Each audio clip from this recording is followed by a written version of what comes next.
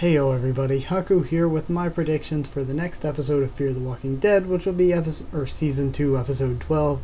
And for this one, I think it'll probably be my best prediction video so far for the second half of the season, because my earlier prediction videos have been like, I've just been sort of, don't want to say I've been guessing, but I've just been saying like broad things based on the general way the story was going, and I didn't really have any, or usually didn't have many specific ideas. But this, I think, from the promo we were given and from the trailer way back when we got the Walking Dead Season 7 trailer, I think we've gotten some pretty good clues from both of them that I think I can tell a bit where things may go.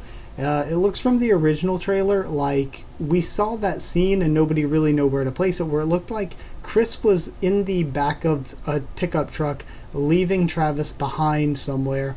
And I think this might happen this episode. We might see it this episode, we might not. Or we might see, or actually we may not see it until next episode.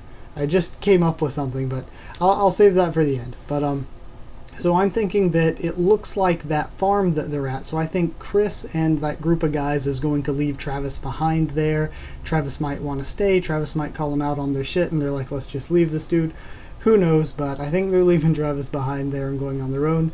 Next, we know that Ophelia has stolen the truck and ran off, and we see in the promo that that is confirmed. That's what she did. And from that, I'm guessing that there's no real point in having her run away from the rest of the group unless there's something that's going to happen with her character, unless she's going to presumably see somebody that we as viewers should know.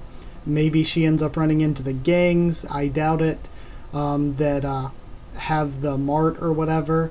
What I really think she might run into, I think she's either going to run into Chris or Travis, and there are different arguments for both. She could run into Chris and take him back to the hotel. She could run into Travis. Those two have to do whatever. Like, Travis will probably want to go back, and she'll probably want to keep on going since she did have some reason for trying to run away and get back to the border, because it does look like she's headed towards the border. And we know that's where Chris's group was headed anyway, so it does lead more to the idea that she could definitely run into them. So that's what I think is going to be going on there. Then what's going to be going on at La Colonia, it seems like there's going to be trouble. We see it looks like somebody is watching Nick at the walls maybe, or maybe they're following him back after their after the run they just made. And somebody's watching them. I don't know if they're upset maybe because of the medicine, that maybe they find out that Nick has sort of been shortchanging them in a way. But either way, I think that the gangs are going to be the trouble there, and I think that Francisco knows about it because we see in the promo it looks like he's sneaking out. Also, we see in the promo that somebody gets trapped in that bus at the wall, and I think actually that's going to be Francisco. I think that's going to be him trying to sneak out, trying to escape with his family, and he ends up just trapped, stuck in this bus. Now, if that is the case, then if he's trapped in there, maybe that's where we'll see Alejandro's dark side, because I'm assuming things are a little bit too good to be true at the moment. Maybe Alejandro's like, yo, you tried to sneak out and sell us out? No, you can stay in that bus or try to leave and take your chances with the walkers. So that could be an issue there as well. Or maybe another thing I'm thinking, what if, I'll bring this up in a second, because back at the hotel, we see Madison telling somebody that if anyone lays a hand on another, or raises a hand to another, they have to leave. So I wouldn't know why she would say that unless it became a problem. So somebody's going to attack somebody at the hotel. I think that's pretty much a given. So given that somebody's going to attack somebody, I think that the mother-in-law is going to attack Strand. We see Strand in one scene, either he's injured or he got blood on him from somebody else, that and he's like trying to move backwards, and it looks like Alicia's running up to grab him, I think. So I think the mother-in-law is going to attack him, because we just saw him like try to help Oscar put down the Jessica walker, and that was Jessica's mother, I'm pretty sure. So she's going to be pretty pissed probably if she has any sentimental attachments towards her daughter as a walker, if she doesn't really get how the disease works. So I think that she's going to be the one to attack Strand personally. And then also the last thing I want to talk about was that it seems to me like there are people holding Madison back, and she's like freaking out, and she's like, oh my god, was he safe? Or she says, was he safe? At least that's what it sounds like to me.